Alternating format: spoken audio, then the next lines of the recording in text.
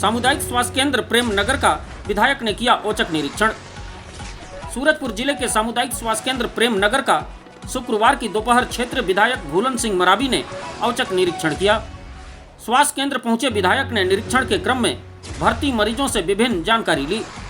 इसके साथ ही पंजीयन काउंटर, दवा का स्टॉक की जानकारी लेकर ओपीडी संचालन की स्थिति को भी जांचा गया।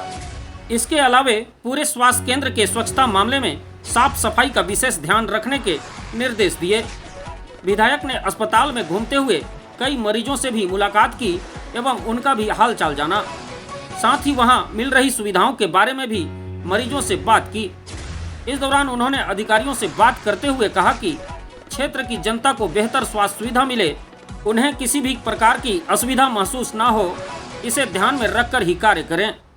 निरीक्षण के दौरान विधायक ने निर्माणाधीन नवीन सामुदायिक स्वास्थ्य केंद्र भवन को देख नाराजगी जाहिर की।